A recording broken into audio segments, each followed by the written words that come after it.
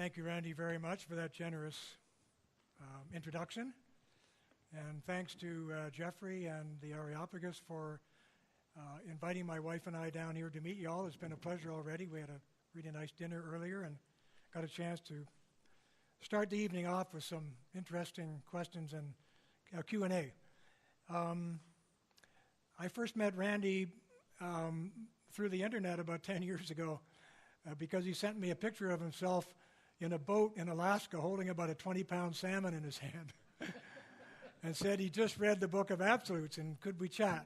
And I thank you for doing that, Randy, because really we've been friends ever since by long distance, and it's been great to have an opportunity to meet you for the first time. So here we go. What I'd like to speak about tonight is, it's on 4 levels. I want to talk about the war against the family, and then I'd like to talk about what I call the 4 stages of liberalism, and then I'd like to talk a little bit about these contrasts, ideological contrasts between liberals and conservatives, basing that little part of the discussion on the charts in my book, The Great Divide. And then we'll do a bit of Q&A, and that should be interesting too. Okay, the war against the family.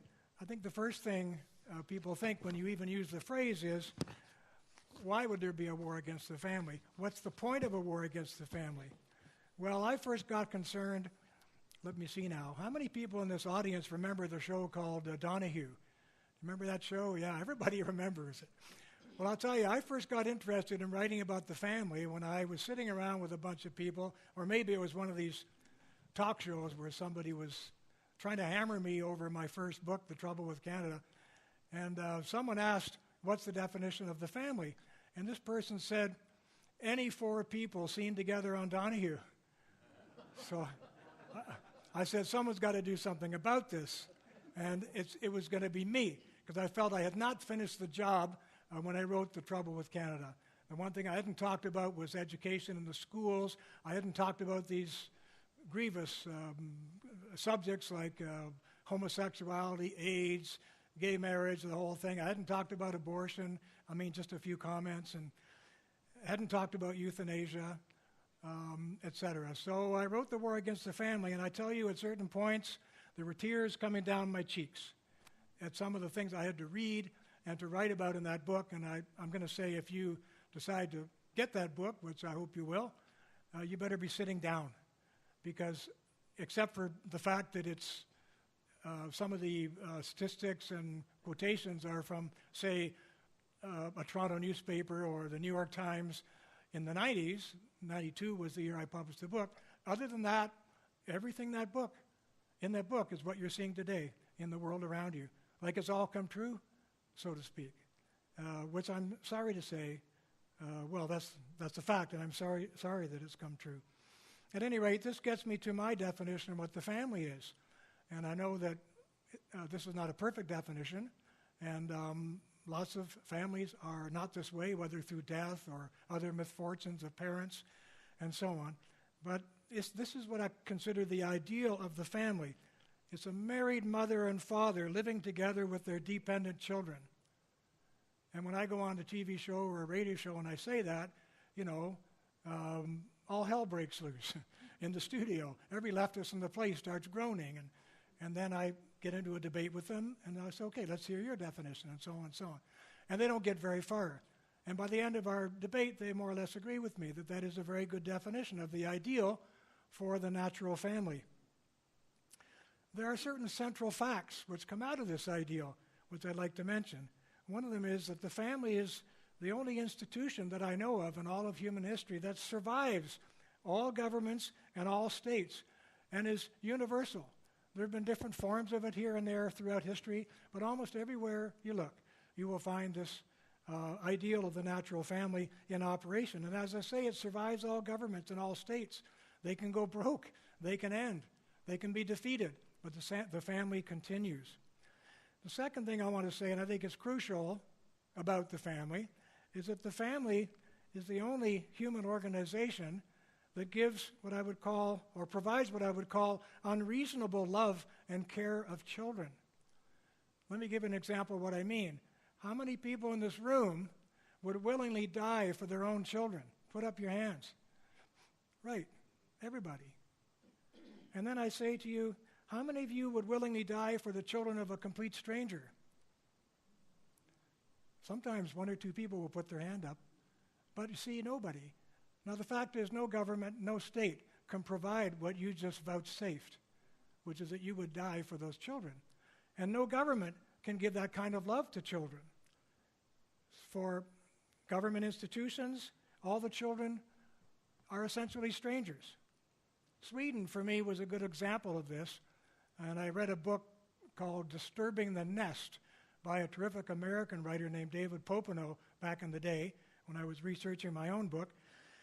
And at that time, the Swedes were very big on national daycare. He reported that an ordinary child in Sweden in daycare from birth, almost from birth until, primary school, would have as many as 30 or 40 different caregivers in that period. And the result of this, of course, was a lack of attachment, meaningful love and attachment, because what the children really learned was not to love who's ever giving them care. Hold back, hold off. Don't devote your love and affection to that person. Quite the opposite of what a child gets from the family and the home. Sweden has changed a little bit since then, by the way, and I'll talk about that a bit later. But having talked about what the family ought to be and about the unreasonable love that parents always give their children all over the world, and certainly most parents do, I come now to the question of why would there ever be a war on the family? And to me, I would say the family has been problematic from the start, a problematic institution. Why do you say that, and why would that be so? Well, if you go back to a book like Plato's Republic, right up through Rousseau in the 18th century, right up to Marx and Engels in the 19th century, you find certain common features running through their works. With Plato, we have something that he called the law of degeneration. What was the law of degeneration? Well, he said all societies have a period when they rise, they have a period when they sustain, maybe they wobble a little, but up and down, and they rise, and then they inevitably decline and they fall. And what's the reason for that? The reason that Plato came up with was private property and the family, because the family raises individuals. Individuals and families need private property to survive and feed their families. But what did he see? What did he see in the family that bothered him? Was the idea that some kids are rich, some are poor, some are smart, some are stupid, some are lazy, some are hardworking, some are moral, some are immoral. Too much difference. And this whole churning effect of too many different people makes it impossible to have a state that thrives and keeps going and sustains forever, maybe. One of the jobs that he set himself when he wrote his book called The Republic, and then The Laws, was to try to establish a government which would provide that kind of stability. From the point of view of people like myself and much more famous writers like Karl Popper, Plato was basically proposing a totalitarian solution to the family in which all the children would be taken away from their parents at birth. I'm quoting now Plato directly when he said, "No child should know his parent, nor parent his child." They would be raised basically in government daycare, raised by the state. The state would have regular breeding festivals in which the women would be held in common by the men. Nobody would know who was impregnating who or who was whose child.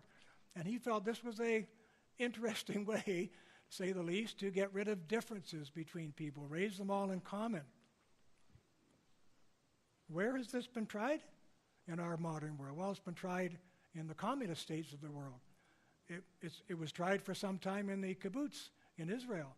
Boys and girls shared dormitories until puberty, and then they were split up, and so on and so on. But the kibbutz went back to more normal life after about 50 years of existence. So that kind of, it reminds me of the French saying, chasser la nature, elle revient à quatre pattes, which means if you chase nature out the door, she soon comes running back on all fours.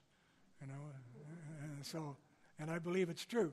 So that's what happened with the kibbutz, and of course it's what happened in communist societies, because you simply couldn't sustain this kind of a natural family relationship for very long without it breaking down.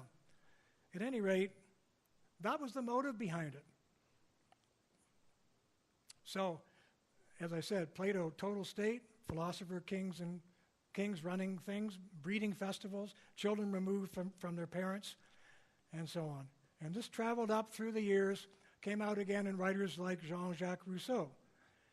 Rousseau did not like private property. In fact, the first famous essay he ever wrote was called The Discourse on Inequality, in which he pointed his finger at ownership of private property, which is family-based, as the cause of social problems, which ruined society.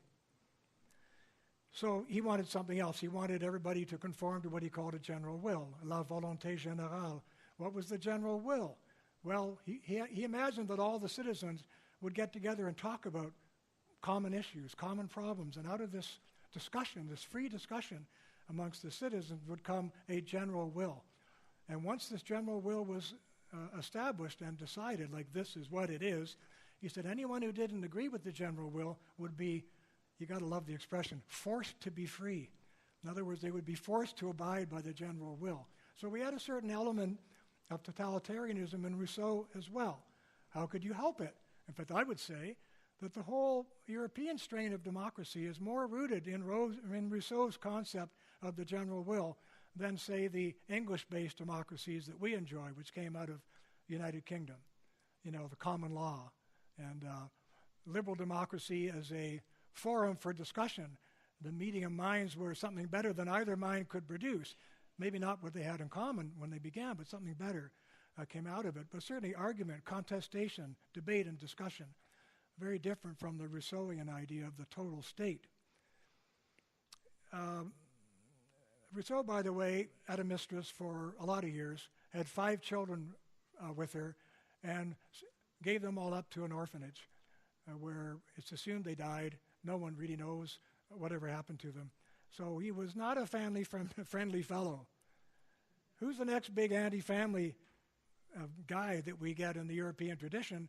It's Karl Marx and Engels, his buddy Engels. Marx didn't have any money, so Engels gave him a lot of money and then wrote a book about the family in which he said, I'm quoting him, this is Marx I'm quoting, the bourgeois family will vanish when property vanishes. You see the connection again. The bourgeois family will vanish when property vanishes. Why? Because private property is what enables a family to maintain itself even against the state, if it possibly can. Women would be put into the labor market to escape what he called the slavery of the family. Here's Engels. Children will be raised by the state. And I'm quoting Engels now. The monogamous family is to be abolished. That was part of the Marxist program in the mid-19th century. So it's not very far from us, all this. 150 years is not a long time. When I first got going with my books, there was a considerable ruckus in Canada at the time. I was minding my own business. I wrote my first book. It hit the market. They weren't expecting it. I was on the air for 14 hours solid the first 5 days the book appeared. Coast to coast, radio, television, you name it. I was just a citizen trying to do my job, express my view and then leave it. I didn't expect it to turn into a kind of full-time public life. But I couldn't believe the reactions to the book. They were things like throwing tomatoes and rotten eggs at me. Verbal ones. No real ones, actually. And then other people saying, I can't believe somebody has finally said these things about our country. So there was a tremendous foment in the population. A lot of people very angry about what I was saying, a lot of people at last. And the phrase that really stuck in my mind, and it still makes the hair stand on the back of my neck, is when they said things like, you put into my mouth, you put into words all the things I've been thinking and feeling myself, And it made the hair stand up on the back of my neck because I realized that this was going on across the country. And something in those books touched them and made them feel that way. At any rate, one of the first feminists that I debated, and I'm tying this into what I just told you about Marx and Engels, was a woman named Judy Rebick. And she was a nice lady, and by the way, often when I give public speeches and we go to the Q&A, people start talking to me about those terrible leftists and what bad people they are. And I say to them, they're not bad people. They're good people with bad ideas. And what you ought to be doing is trying to change their ideas. What kind of ideas do they have now? They have ideals and high ideas, things they consider of the highest justice and goodness. What you have to show them is that there are still higher ideals. And if you do that successfully, and if you don't mind the flagrant self-promotion, you can find a lot of them in my books. And that's why I write them, to give people the ammunition. In fact, often people call me and they say, why don't you run for politics? Why don't you do this? Why don't you do that? You know what I say? Look, I create the ammunition, you fire it, right? And I mean that, every citizen, you fire it, So the whole idea with combating the left is don't think they're bad ideas. You're going to do the old human thing and demonize them, make them seem like terrible people. You're going to hate each other and start shouting at each other. It goes nowhere. What you want to do is look them right in the eye once you know your arguments and take them on without any emotion at all. Just hear their arguments, ask them to hear your arguments, and give them the higher ideals. Tell them that socialism doesn't work, except in heaven where you don't need it, and hell where you already have it. I'm kidding, but I mean not really. You have to feed them the higher ideals that they will aspire to, and then they will convert. I mean, when I was a young man in college, I was accused of being a leftist because I had high ideals. And I thought, oh boy, then justice here and justice there. My brother would accuse me of being a Marxist. I wasn't even close, but he thought so. And so that would get us into a debate, and we would argue about this. But the long and short of it is, I soon swung over to the side that I'm on now because I felt these ideals were higher and better for human society, certainly higher and better for the human family. But there was Judy Rebick in the studio, and what do I find out about her? Because I asked her right on the air, what's your background? Well, history and politics. And what kind of politics and history? Well, I was a member of the Communist Party of Canada, and I thought, okay, here we go, right? So we got into our debate and so on. But what I'm trying to say is it went from Plato to Rousseau to Marx and Engels to Judy Rebick and many other very hard left, socialists, Marxists, etc., whom I would be doing battle with, for the last 30 or 40 years. What it boiled down to, once I got my mind around all this, was that there were really 5 radicalisms which I had to contend with in my books and my debates. The first one I've just talked about was radical feminism. Each one of these radicalisms was trying to overturn a certain order. Radical feminism was trying to overturn the biological order of human society, and it was trying to replace it with a different kind of order. What was it trying to replace it with? I call it the order of will, the order of will and choice. What do I mean by that? Well, I have a dear, dear professor friend. He called me one day and said, Bill, it's terrible. Now Canada's doing this euthanasia thing. They call it MAID, medical aid in dying. And it's on a roll. 2,000 or 3,000 people in Canada have already been put down by licensed doctors since, in the last year. And he said it's a culture of death. I mean, what's abortion? It's pediatric euthanasia. So it's a culture of death. I said, no, it's not a culture of death. It's a culture of the will. The last thing they want to defeat with their own will is their own death. They want to decide it themselves and order you to perform it for them. So it's a culture of the will. And this began really in the West with the radical feminist desire to overturn the biological order, which is the order of nature, and substitute for it the order of the will, and that masquerades and parades around everywhere with the word choice. Well, when people use the word choice with me, besides wanting to throw up, I kind of say, come on, you can't do anything without choosing it. Don't sit on the notion of choice. Choice doesn't make something good. You can't do anything without choosing. So the question is whether what you've chosen is good or evil. And let's have that debate. And that disarms them. You see, it gives them something else to talk about besides their will. Well, the second radicalism I call the radical abortion and euthanasia movement. I've already talked about that a little bit. And this is trying to overturn the natural order of human love and care of children and the old and the sick and the disabled and the infirm. It's a terrible thing, what's going on in our lives. Some years ago, and I recommend it, I read a book by a man named Robert J. Lifton called The Nazi Doctors. it's a great book, and it's a sad read. But you wouldn't believe it, because he takes you into these rooms where meetings are being held with Hitler at the table. So you're sitting there kind of watching this. I mean, you feel like you're in the room. Hitler's at the other end of the table. And all around the table are distinguished German doctors, physicists, and scientists, PhDs, and so on. And you know what they're talking about? How, you know what? We have soldiers at the front, and we need money to buy them bullets. And these disabled children down the road in the orphanage are costing us money. I think we should basically eliminate them, and we'll send them the bullets to the soldiers. This is the kind of discussion that these distinguished people are having right before your very eyes. So basically what they were trying to do was, as I say, to overturn the order of human love and substitute for it an order of utility. An order of utility and convenience. Daddy's inconvenient. He's too sick. We have to change his diapers. He's too old. He's too whatever. It's not convenient for us. And his life has no utility. He doesn't have a life worth living anymore. Now, the Germans had a phrase for that. Was anybody here speak German? I think I've got it right. Lebens unwertes Lebens, which means a life not worth living. Now, how do people who are specialists working for the government decide that your life is not worth living? You see? Well, they do it with what I call substitute judgment. Okay? They substitute their own judgment for yours when they see you lying on your bed, whatever state or condition that you're in, and they decide that your life is not worth living. In countries like Holland, where euthanasia has been active for 45 years now, there's something like 2,000 or 3,000 Dutch people put down every year without their knowledge or consent. Now, they're not in very good shape, I grant, but nobody's consenting. Some of them, well, most of them have no family left, and they're just eliminated by the government.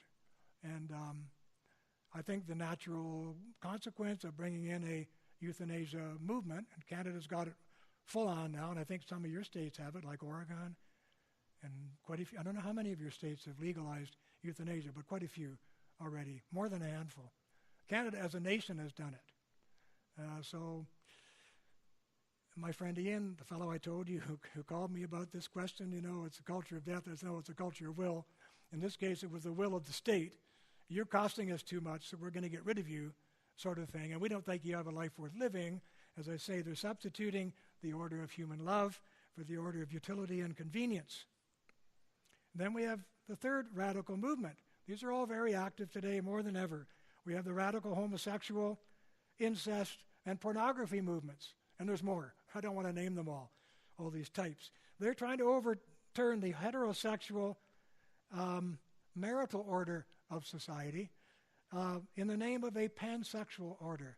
If you read The War Against the Family, you see a chapter on this in which I talk about pansexualism. This is the whole idea that all sex is good sex, no matter with whom or where or how, as long as you don't harm them as an individual. I call that the pansexual order of society. And there's a lot of people on the left trying to bring it into the schools through so-called sex ed. I say so-called sex ed because if you actually go into your school, and I did this when I was researching that book, I walked into quite a few classrooms and I spoke to the teachers and I said, I've read the curricula which is dictated by the government in Ontario, and do you actually teach the kids this stuff? I mean, this is really anti-family, anti-parent, and you're undermining the mother and father and their moral views about sexuality when you teach kids this stuff. Are you actually doing this? And some of them said, yeah, I have to. I'm mandated. At least a couple of teachers said, Mr. Gairdner, this is my classroom. When I close that door, I teach what I want. Meaning, even the government's not going to force me to do that. But trust me, in the long run, the government is forcing teachers to teach these kinds of family-undermining curricula. And what can you do about it? You can do a lot. You can homeschool your children. You can take them out of the schools and put them in different schools that don't teach that way. You can go to speak to the teachers and the principals, and remember, they're good people with bad ideas. Give them better ideas for this. We'll talk about that in a moment, like what you can do about the war against the family. At any rate, those chapters of that book are terribly distressing. And I think just about everything in it, in those chapters, has come true since then. We're actually doing it now. Often at the time people were only talking about it, telling you what they wanted to do. Now we're actually doing it. The fourth is legal radicalism. This is overturning the order of customary law and custom and tradition itself in society in the name of a judicial order, top-down usurpation of the will of the people expressed in the Congress in your country, in Parliament in our country. We now have something called the Charter of Rights and Freedoms, which was brought into Canada in 1982. At that time, almost any judge that you spoke to would say it's not the business of a judge to make the law. It's the business of the judge simply to say whether the law is constitutional or not, and get out. That's our job. That's it. But since the charter has come in, full of all sorts of words like equality and so on, which no one can define. No one knows what equality means in just the word. You could fight over that for years. So the judges decide, and they read into the law meanings that they think ought to be there, but which were never put there by the people who wrote the Charter of Rights and Freedoms, as we call it, in the first place. And I think you have the same situation in your country. I know Justice Bork, who was declined for a membership on the Supreme Court of America, wrote a wonderful book called The Tempting of America. It's very short. You should get it and read it. It's a terrific book in which he explains how America has been converted into a bureaucracy. Well, it's not 100% true, but it's way, way more true than it used to be. The courts are leading the show, and often Congress in your country and Parliament in our country simply will not address certain issues because they figure the court's going to strike it down. We're not even going to debate it. Well, the whole idea of a liberal democracy was you should be debating these things. These are the things that should be touching the souls and hearts and minds of the people. They need to be debated. The people should be making the laws and not the judges. Anyway, that's the fourth radicalism, and it's incredibly serious. All of these are serious because the radical feminists are in the media, the universities, in the classrooms of your children. The radical abortion euthanasia movement, you know all about it. Canada, we used to call it the National Action Committee on the Status of Women. In America, it was the NOW, National Organization of Women, and so on. They've been active since the 60s and 70s, changing American laws and changing American society. I need say no more about the legal radicals. They're everywhere too, in most of all the law schools in America. Number 5, we have the education radicals. These are people who really want to overturn the order of the family and the moral authority of the family. And they want to overturn it and replace it with an order I call the rule of experts. It's not you parents who should be deciding on the sex education of your own children. It's we, the teachers, psychologists who are hired by the school or whoever they are, whatever names they give them. We're the experts in educating children, not you.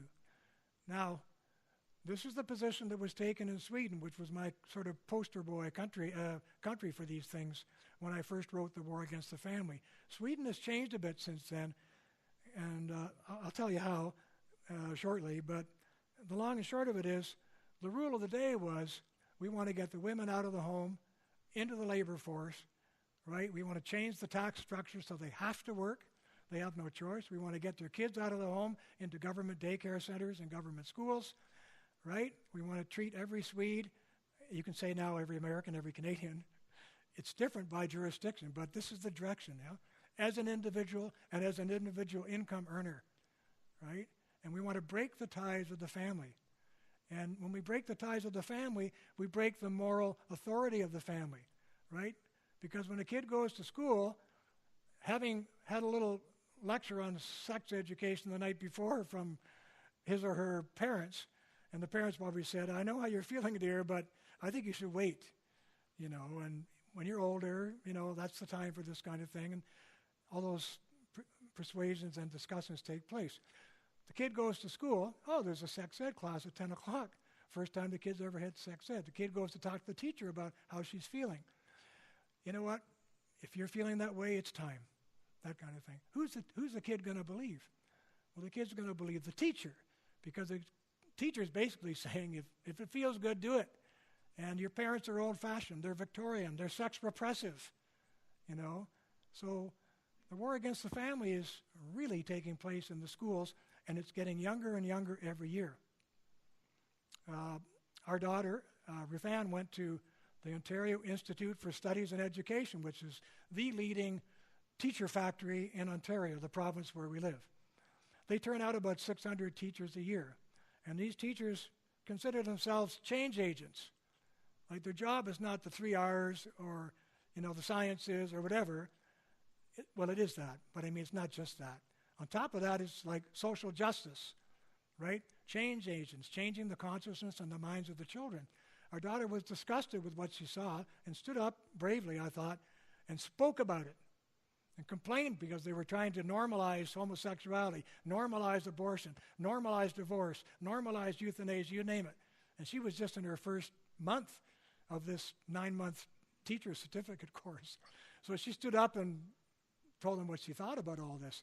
There was a man sitting beside her from, I think it was Romania or Bulgaria or someplace like that. Anyway, it was a formerly communist country. He was about 60 years old. Her name is Ruth Ann. And he said, Ruth Ann, he said, sit down and shut up.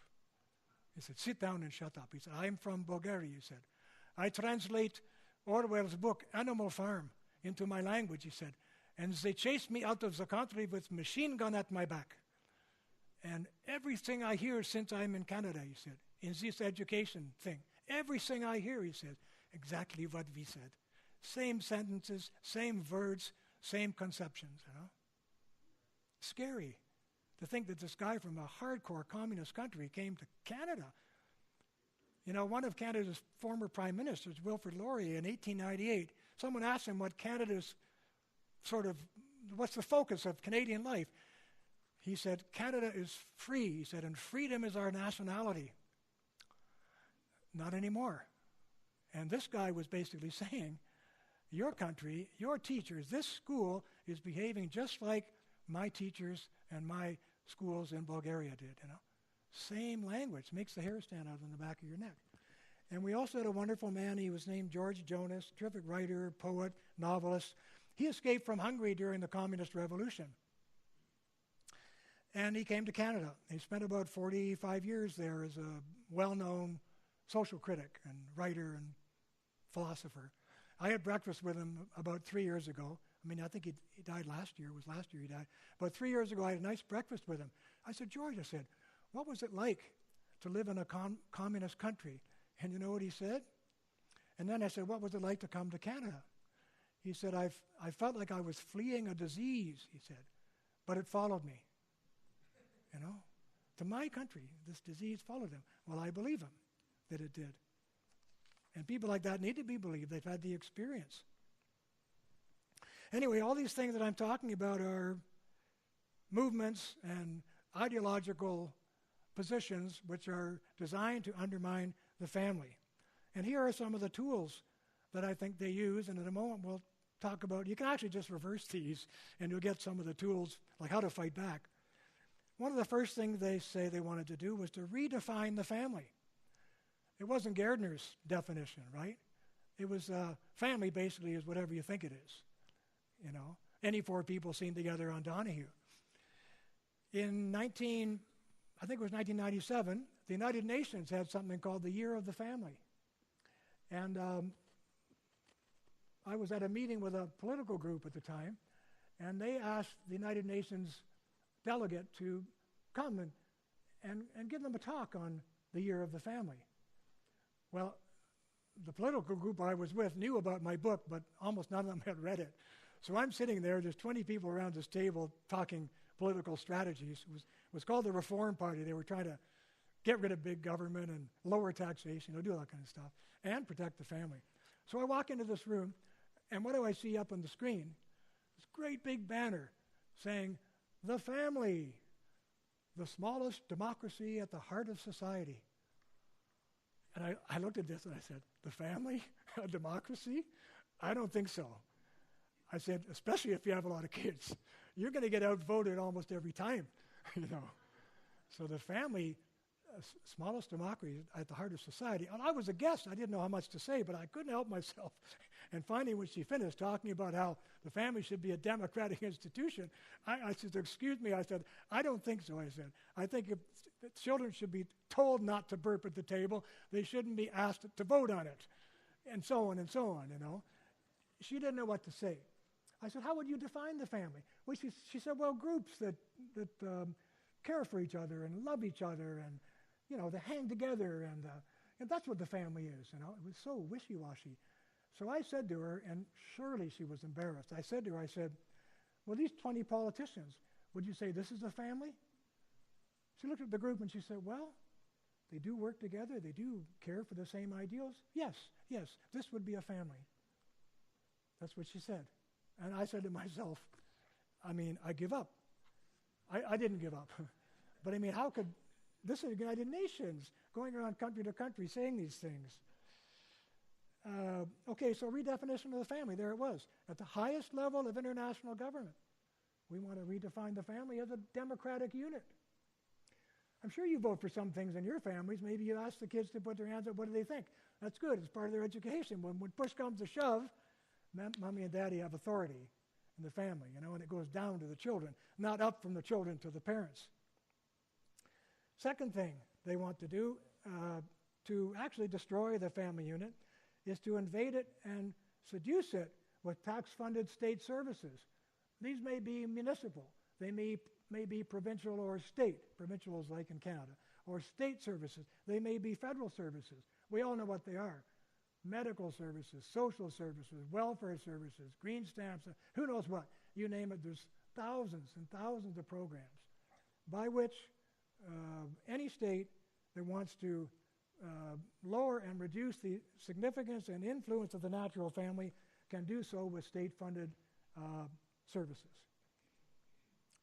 The third thing they do, and this is a big one, and it's a subtle one, I'll do my best to explain it.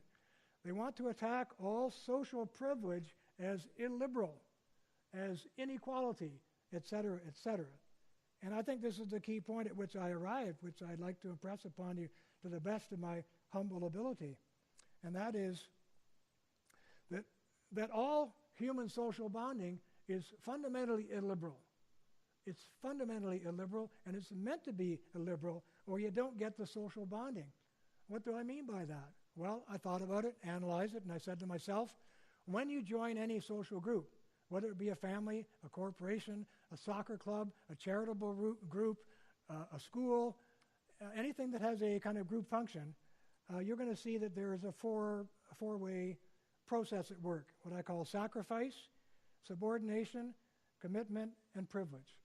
You have to sacrifice yourself to the ideals of the organization, or what are you doing there, right? Why did you want to join if you don't want to do that? Subordination, right? The boss, the president, the teacher, the priest, whoever it is, has authority over your activities in that group. If you don't like it, you can leave, right? But as long as you're in the group, this is the way it works.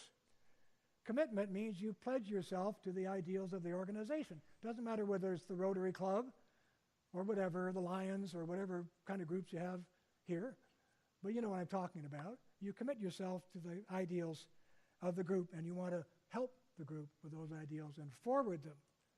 The last thing that you get for doing all those things is you get privilege.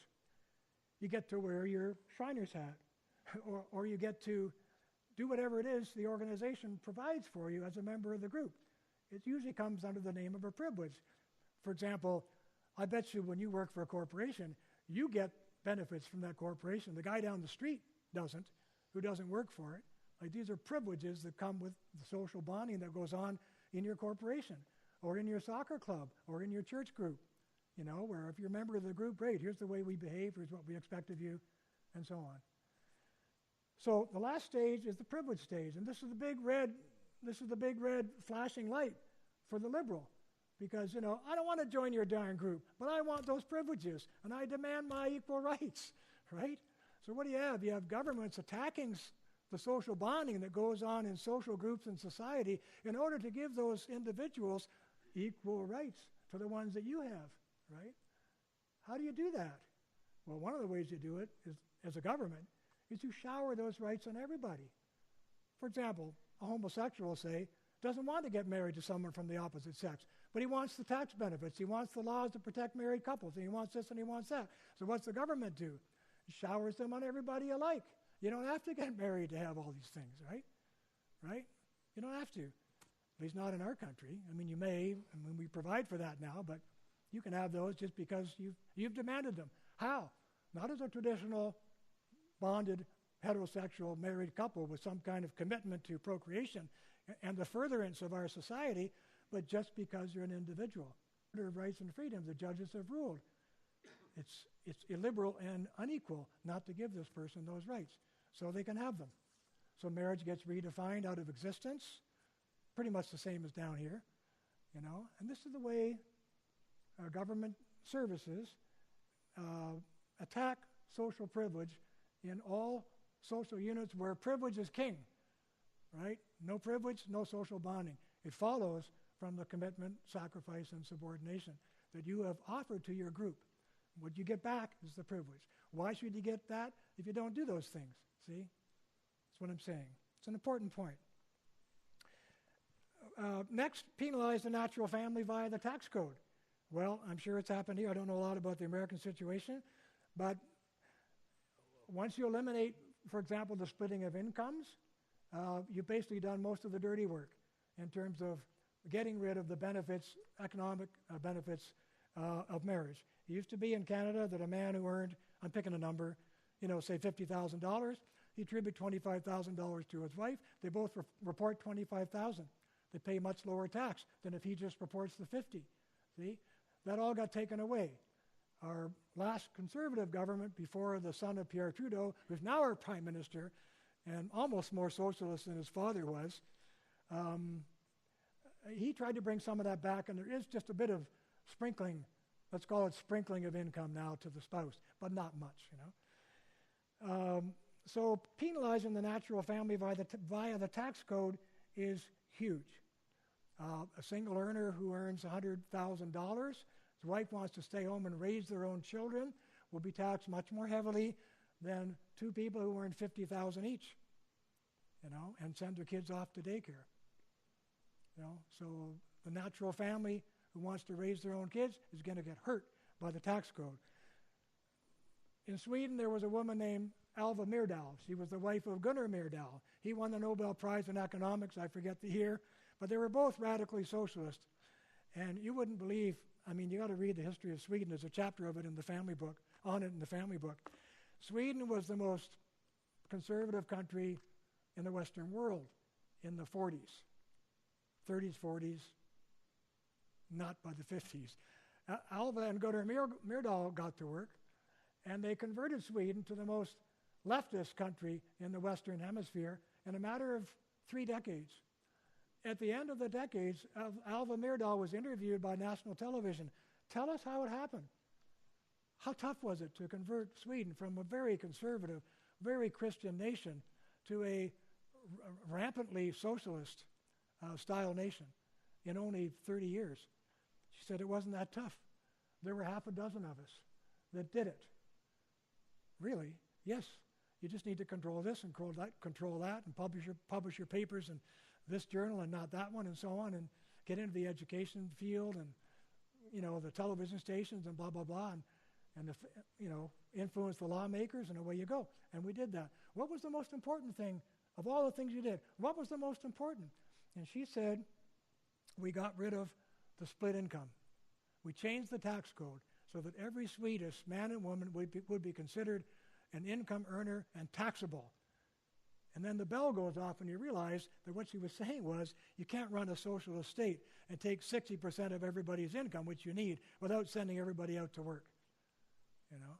So now in Sweden, they have what they call economic churning, where a lot of people are working, looking after the children, while the women who are looking after their parents. You know what I mean?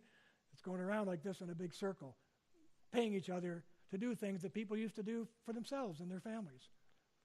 But that's how the socialist state financed itself. And that's exactly what Engels was saying. Got to get the women out into the workforce. Nobody's objecting to any woman who wants to be in the workforce. Let her be by choice if she wants to be. But the idea of a state program for economically forcing people to leave their children in the hands of strangers, basically, and get out in the workforce so they can create income for the government, which is creating all these horizontalizing institutions. What do I mean by that? Daycare for the babies, government primary schools for the young kids, Government public schools, this is the thing that's changed in Sweden. They were almost all government public schools until 1992, in which the Swedes brought in a modified school choice program after reading Milton Friedman's famous book called Free to Choose. It sort of has and hasn't worked, but it's different than it was. And I think they did it because the socialism wasn't working, and it bothered them to see all the students' performances going down over the years.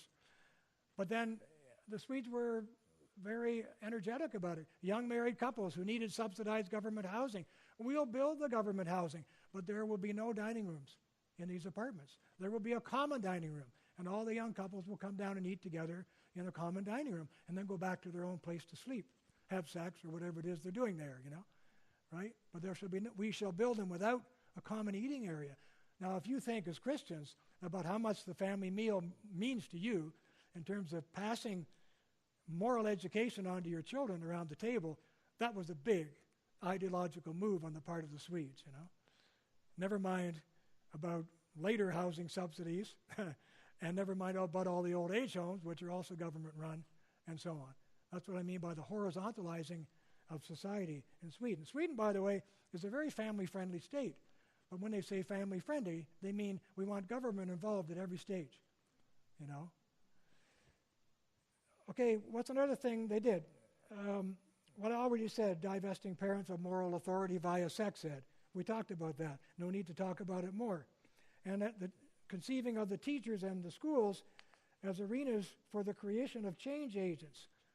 In America, John Dewey was big on this. Columbia University School of Education was big on this and has turned out more radical leftist teachers than you could shake a stick at. I'm going to talk a little bit about how to fight back. Basically, mentally you can reverse some of the things I just told you about the techniques. I think fighting back is going to come much more seriously when the crisis comes. And what I call the crisis is going to be what Ben Wattenberg called the birth dearth. About 30 years ago, he wrote a book called The Birth Dearth about the fall in the populations of the Western nations. I know they're compensating for this with dislocating immigration, bringing in all kinds of people who are no longer being asked to assimilate to American ideals. They're coming in under the whole multicultural diversity thing. Just stay your own way, practice your own religion. One's as good as another, blah, blah, blah, blah, blah. And it's working a little bit, but I think the total fertility rate of American women has been falling slowly over the years. In Canada, it's about 1.5, 1.6 per woman. You need 2.1 children per woman just to maintain your population. So the population experts, this is a tough field, but the population experts at places like Princeton, they have a whole population study thing there. You call them up and ask them, what's going to be the population of Italy in the year 2070? They'll tell you it's going to be, I'm picking a number, but it's close to this, something like 20 or 30 million lower than what it is today. Really? Yeah. What about America? Well, then you can get American figures. They're going to be a little better because Americans are still doing a half-decent job at producing, despite 1 million abortions a year and, killing off 1 million of their own natural-born children every year. Imagine bringing in 1 million or more, 2 million immigrants, trying to offset this gap. But everybody's aging. Look at us. I'm aging. Most people in this room must be aging somehow. Y'all look very good, by the way. But aging is happening. But I think the great die-off is coming, It's my generation and the one just after me, millions of people who are going to kind of go more or less all at once over the space of a few decades. And in that period, there's going to be tremendous crisis. The mall that you drive by, which has 15 stores, they're all fully leased. But soon they're going to be half of them leased. Why? Because they can't get tenants. In Toronto, this is not advertised. You have to dig for it. In Toronto, about 4 years ago, they closed down about 50 primary schools in the city of Toronto because they don't have enough children. So they scramble. They open them up as daycare centers. They're trying to get an excuse or a reason to keep the schools going, keep them open. But fundamentally, there's not enough students. Class sizes shrinking, schools closing. Nobody's talking about it, But I think the birth dearth, that Ben Wattenberg pointed out, and that Princeton talks about, is coming. There's going to be shuttered stores, the dollar crisis, and guess what? Panic panic calls because the reason there's no tenant in the store is because there's no babies to sell baby toys to, or diapers or whatever it is, It's all drying up. Or the next store, whatever they're doing. So there's going to be crisis. And when there's crisis, there's going to be a call by the government for procreation and huge changes in tax laws to encourage procreation. It's already happening in some places. For example, France and Quebec, which is primarily French. I have a friend, he wrote to me yesterday, he's teaching in Australia now, but he lived for 15 years in France. He made about $120,000 a year doing whatever he was doing. He had 5 kids. He said, Bill, I paid no taxes. I said, what? He said, well, insignificant. Some local taxes, some property taxes, but no tax on my income. Really? He said, yeah. He said, you're still kind of like anybody else when you have 2 kids.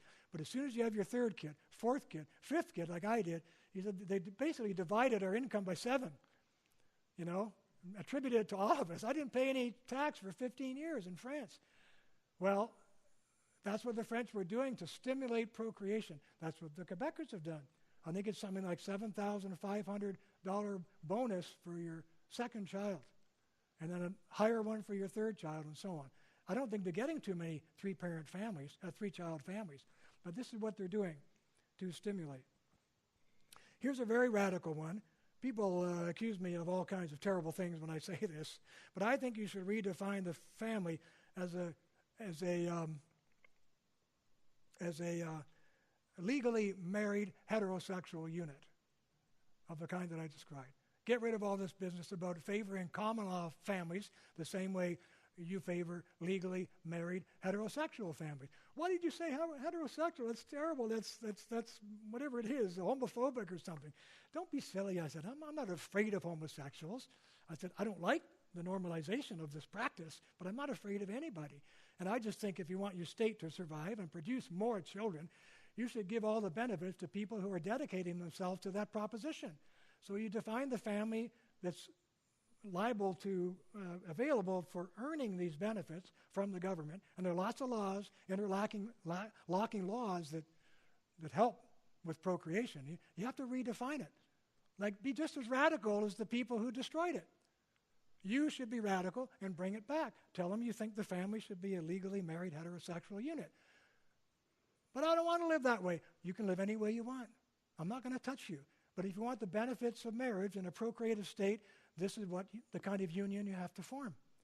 So get at it. Boy, that's going to make a $25,000 difference to our lives. Maybe it's a good idea, right? So this is the kind of thing you, me, all of us, we have to be brave enough to say these things. We have to think of this LMH family as a national procreative unit, or the birth dearth is going to take us all down.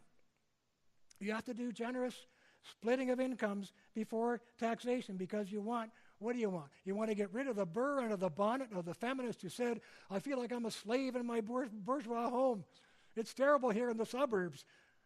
What is she part of? She's part of the best educated, most wealthy class of women that has ever existed on the planet Earth, ever. And yet she's complaining all day because she's bored or she's whatever. And the radical feminist wants to do the opposite of what I'm saying, which I've told you about. And so I'm saying you should work it back at her. You should pay her for working at home by dividing the income of even if it's her. If the husband wants to stay home, that's fine. But you can divide the income between the two of them evenly, and they pay lower taxes. It's a great way to bless the family unit and reward them for raising their own children at home. I told you about the French thing already. So, maternity bonuses, I told you about that too. Tax deductions for same home elder care. I think there should be very generous provisions in all tax codes for the home care of our mothers and fathers. It distresses me to walk into an old age home and see these people sprawled on their wheelchairs in the hallway, looking gaga, dirty diapers or whatever, nobody really caring, not really caring. You know why? Okay, there's some good ones I realize. Maybe the more you pay, the better you are. Maybe if it's a Christian elder care unit, it works great. I don't know. But with euthanasia, around the corner, I don't think you should check yourself into one of these places. Unless it's privately run. People say to me, why? I said, well, for example, If you go to a publicly financed hospital or elder care unit in Canada, you're a cost. And they want to get rid of you because you're a cost, you're a deduction from the global budget they get every year to look after X number of elders. But if you go to a private clinic, oh, by the way, in the first kind, if you are in the first kind, get the nurse to drink the orange juice first, you know. If you're in the second kind, however, you're not a deduction from their income, you're a bonus to the operation. You're part of the business. They want to keep you alive and look after you. I'm not saying they want you to come back because it's probably your last days, but they value your presence there, is what I'm...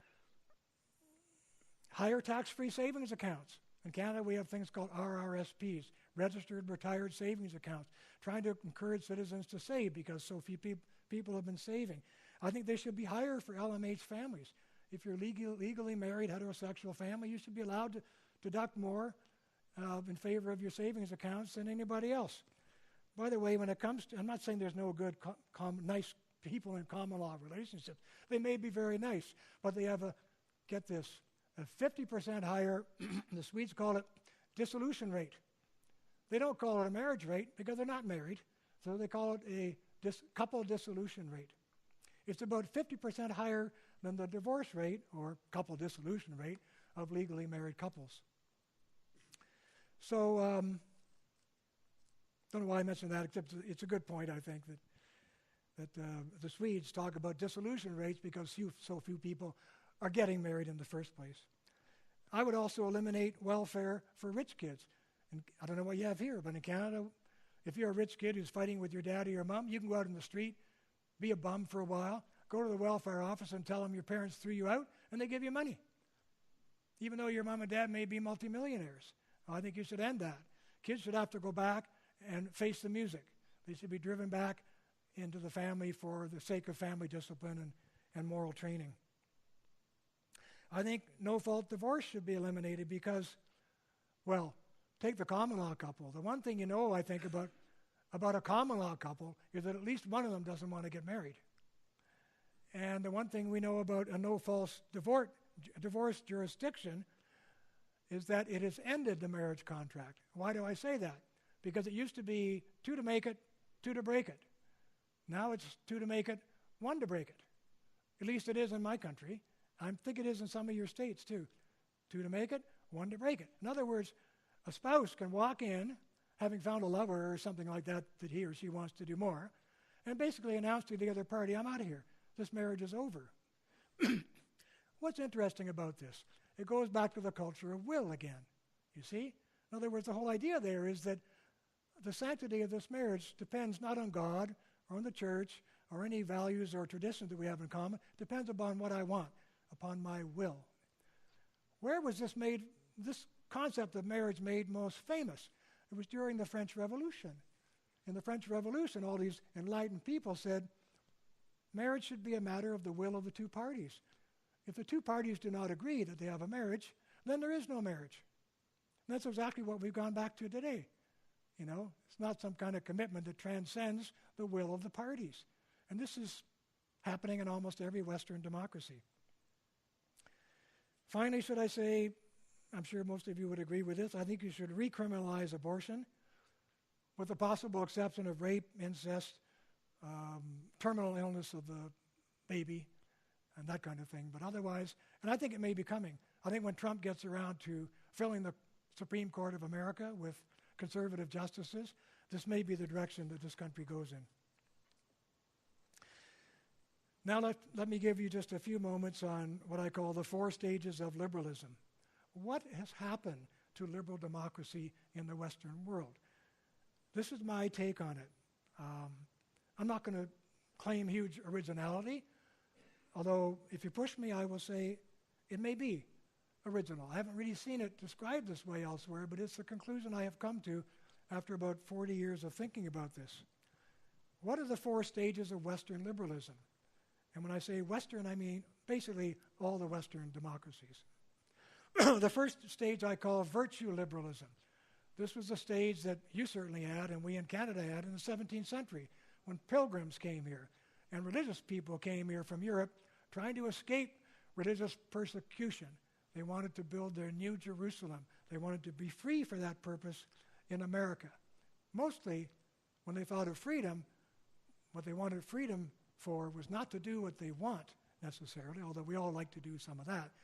The most important reason they wanted to be free was so that they could be good, according to their commitments to each other, their communities, their spouses and families and so on. That's why they wanted to be free. They did not want arbitrary government telling them how to be free. This went on for quite some time in your country, as it did in ours. And then along came, as religion kind of weakened somewhat, as markets became stronger, and the American love of money began to triumph in commerce and business, we had stage two, which I call property and rights liberalism. This was a little more secular. People who used to be religious were now deists, that kind of thing. All that was sort of subtly changing. America, by the way, is still a hugely religious country. Look where we're having this talk. Compared to, say, places like Canada, where it hardly ever comes up with most people, or Sweden, where it's almost a dirty word. But property and rights liberalism was taking over in America. John Locke was the founding philosopher of that period. Your Declaration of Independence, which was constructed by Jefferson, could have been written by John Locke. I think he took most of his ideas from the philosophy of John Locke about property and individual rights. And the notion that society is created by contract of the people, which they are free to break for what he called continued abuses. Continued abuses. You could break the contract of your society. Well, this went on for some time, maybe 150 years. It served America pretty well, I think. Maybe a lot of the world pretty well, which tended to follow this example. But a problem began to arise, and here was the problem. Americans began to find, and Canadians, so on, began to find, I'm just going to stick with America for the moment, began to find that it was okay to have property and individual rights liberalism and freedom, the right to life, liberty, and pursuit of happiness and all that. But what we've been finding out is that freedom is not enough. Because when we have a free society, as free as you could imagine anywhere in history, going back to Plato, some people are lazy, some are hardworking, some are rich, some are poor, some are smart, some are stupid, and so on and so on. And we're developing this kind of underclass, people who we have to look after, and there's more of them than ever, and it's too much for the churches, and what are we going to do? So the dialogue began to shift, and what the politicians and theorists began to say was, we need more equality. Well, we had equality. Didn't we talk about equality in this country in the early days, even though not everybody got it? That's a big thorn in your side. But we talked about it. And what we meant at the time was all men and women are equal in the eyes of God, equal before the law, right? We didn't mean substantively equal. We didn't mean they should have equal things in life or an equal share of somebody else's benefits or wealth. We meant basically equal in the eyes of God and before the law. That was starting line equality. But with this change that I'm talking about under property and rights liberalism and the creation of the underclass, we got liberal philosophers and conservative philosophers saying, we need more equality. And gradually this whole formula began to shift to where they started to say you can't have liberty without equality, right? If you want liberty, you have to have equality. Equality equals liberty. Well, this was building a formidable contradiction into the whole ideological substructure of Western life, especially in American life, by the way, where equality and liberty need to be the same thing. Like, how do we have both? Well, the way they got both was, here was the way they resolved the contradiction. The contradiction was resolved by observing that we have a body politic, but we have two conflicting ideals, two conflicting foundations, which we can't marry. So what we're going to do is we're going to split the body politic into two bodies. We're going to have a private body and a public body. Under the private body, we're going to offer all the liberty of the body and sex that you could possibly imagine. You can have as much pornography as you want, as much abortion on demand as you want, as much homosexuality, gay marriage, transgendering, easy divorce, and there's more, et cetera, et cetera, et cetera. That's your private body, see? But on the other side, we're going to have a much bigger public body, super regulatory state, higher taxation every time we turn around, suffocating with regulation, but providing the citizens with as much in the way of equal goods that are feasible for a government to provide. And I submit to you, this is the way the Western democracies have arrived at what I call libertarian socialism. Now, these two philosophies were originally were created to resist each other. Libertarians hated socialism. The socialists hated libertarianism. Now we have both to resolve this inherent contradiction in Western liberalism. And we did it by splitting the body politic into two bodies. So I'm going to leave this for the moment. There's lots more we can talk about when we come to the Q&A portion, which is right around the corner. But before we get there, I just want to say, because I know some of you are wondering, how do I go about fixing this as an individual? You all remember Burke, who said the only thing necessary for the triumph of evil is that good people do nothing.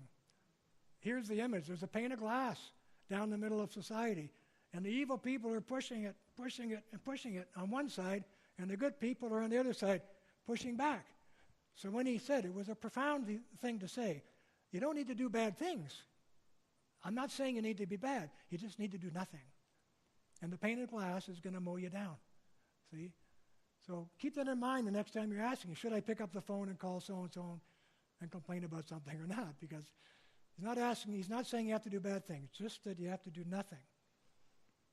And the next thing I'm going to say is that you, yourselves as individuals, can change your world. I know you're in that business as Christians, but the image I use with people sometimes is, don't despair. You can think of all of life as a huge billiard table if you want.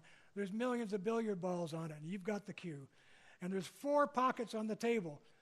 I call them the 4 F's.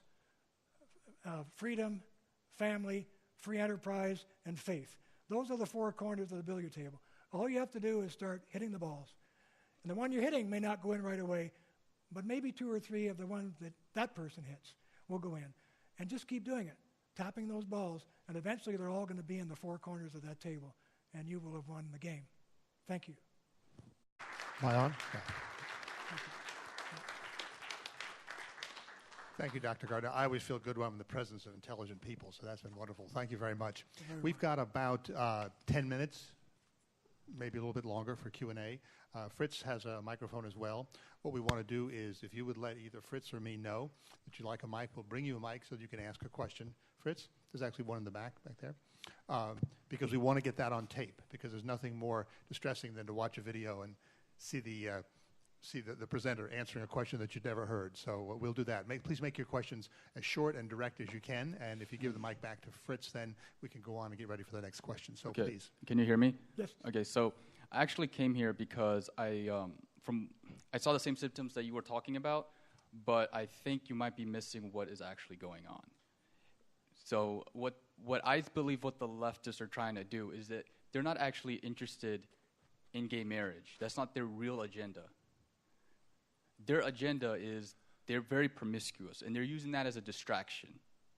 That's really what the heart of this is. And the way I believe you can solve it is you have to separate the genders, and you also have to protect your women, because all of their arguments make sense if you think about it. If I'm a dude who's not traditional, who doesn't want to have a family, how can I trick the women into, having me sleep with them, right? And so if you think about it in that perspective, you know exactly what they're up to. And the way to combat it from all the declining birth rates is if you separate the genders. But because we live in a modern era, there's actually an advancement that we can do, which is called a chastity belt. What? A chastity belt. So if you actually, and you talk about this as a community, because this is your daughters and your wives, and this is like the fate of the whole world that could depend on this. If you... I'm sorry, could you come to your question, please? Yeah, the question is, I came here I wanted to get your feedback on that. What do you think about it? Well, look, I'm going to recommend you get a copy of that book and read the chapter on homosexuality and gay marriage, because there's rational arguments in it, which deal with many of the things that you're raising. It's a big ball of wax you're presenting. It's complicated. The concern I have is the devaluation of traditional marriage. I can't do much about 2 homosexual men who want to live together, I would even say it's their business. I'm going to leave them alone. We're not persecuting anybody anymore for that. We may go back to that in the future. I'm not ruling it out. When the crisis comes, human beings have a capacity to normalize anything. They can normalize anything at all if they decide to. And so we may end up one day when we're a frightened society that we're, going out of existence, of recriminalizing homosexuality. I know it sounds like a joke today when it's all normalized, but it could happen. But I'm not promoting that. I'm simply saying that I don't like to see traditional marriage delegitimized. And I think it's delegitimized when you give, and this goes back to my social bonding argument, it goes back when you remove the privileges of marriage from the LMH couples. You remove the privileges, and then they start to say, well, what's the point of getting married? I don't have to get married to get those benefits. Anybody can have them. Common law couples, homosexual couples, who cares? And in the eyes of the young, it devaluates the status of marriage itself. People often say to me, what about older couples that get married and they can't have kids? Your whole procreation argument is dead in the water. And I said, no, it's not, because they're upholding the procreative model for the young. That's precisely what they're doing. Even if they can't have children themselves or have had all the children they could ever have, they're holding up the model for the young. It's important. And if you tarnish the model, you tarnish the institution. What do you mean by that? Well, in Canada, we have something called the Victoria Cross. You have all kinds of military medals here, which you give to brave people who have displayed courage in battle. Well, imagine what if you just started handing them out to everybody, just because they said they wanted them. You devalue the award. And I think you devalue marriage when you just start spreading it around. And it bothers me that governments are doing that at no cost to themselves, because they're not going to be here to pick up the pieces when society goes down. Bill, we have one over here. Yeah, thank you for your comments. Really helpful. This is my own observation. In the church in America, there is a subtle movement toward that socialism and liberalism is okay, if not good, particularly among young staff members. What strikes me is the incredible ignorance about geopolitical history, because socialism and communism are kissing cousins, and so are socialism, communism, and atheism.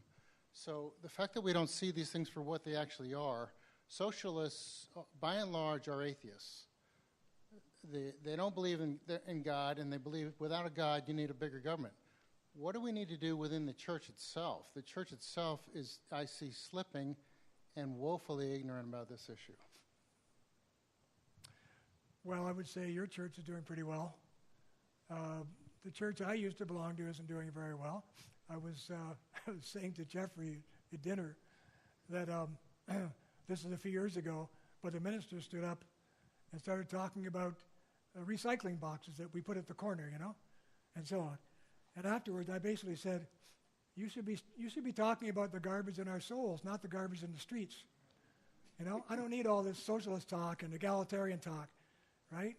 I'm much more interested in the theology that you have.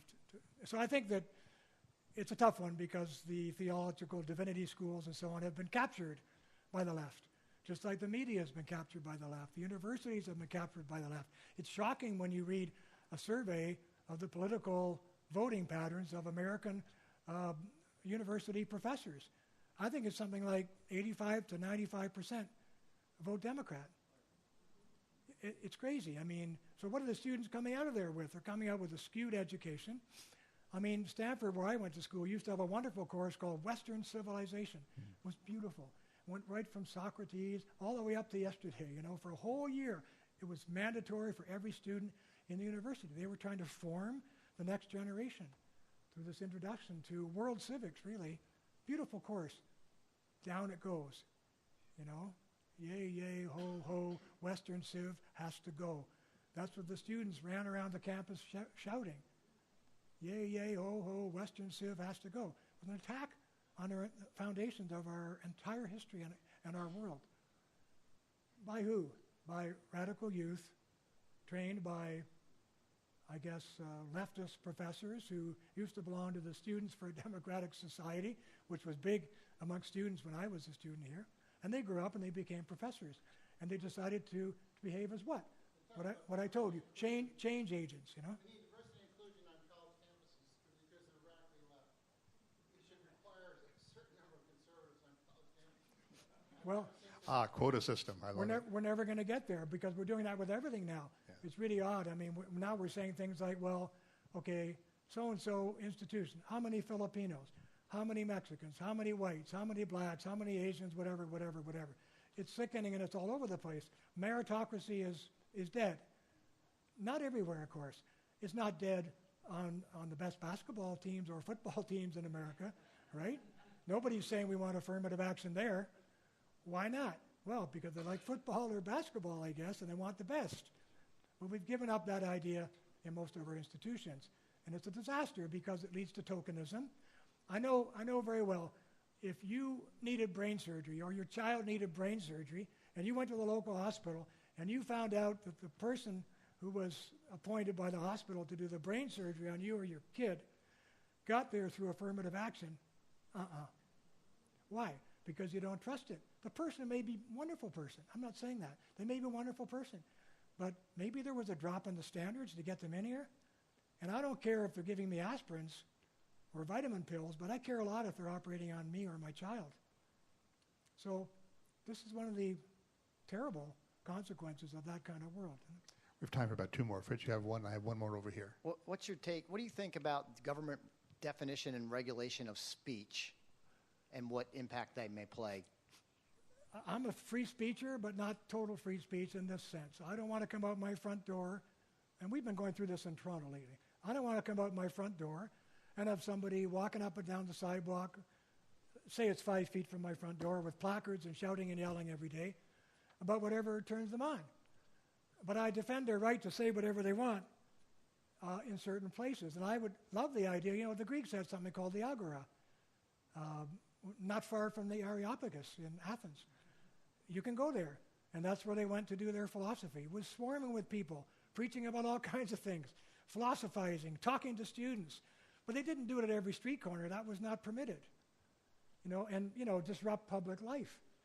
But in the Agora, they couldn't say everything they wanted, but pretty close. There were strict regulations about offending the gods and all that kind of stuff.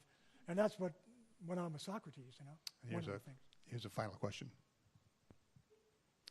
Right in Gwinnett County, right now, the adjoining county to this, Pardon me?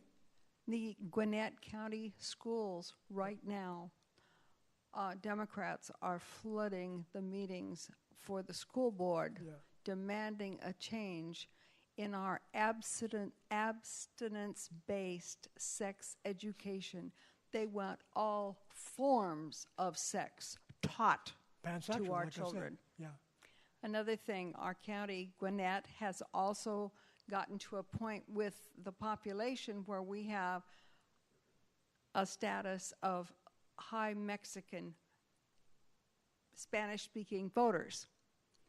They are demanding that we print all of our ballots in Spanish as well as English, and that every polling place have people speaking Spanish.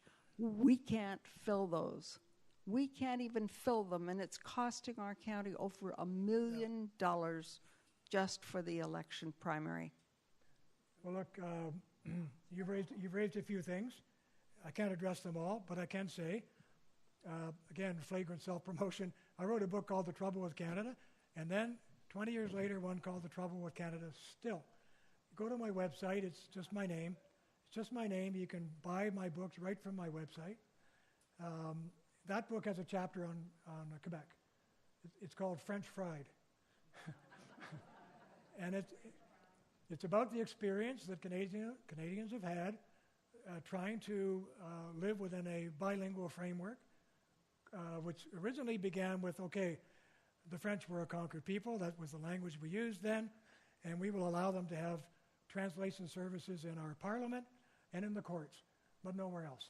Now it's coast to coast, mandatory bilingualism everywhere, and you'll get a feel for what it's going to cost you in that chapter and what happens, and including once you go to a bilingual country or state, how this tends to favor the employment in the government by people from that minority.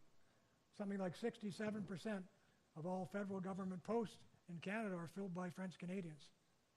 63, 67, somewhere around there. It's huge because they don't have to learn French. They already speak French, and they have to learn English just to live, whereas English-speaking people don't have to. It's really tough for them when they're 50, whatever, to go learn another language. So read the chapter, and you'll see what's going on there. And I'm sorry to hear about your school, but anyway, thank you for having me. It's been a great time.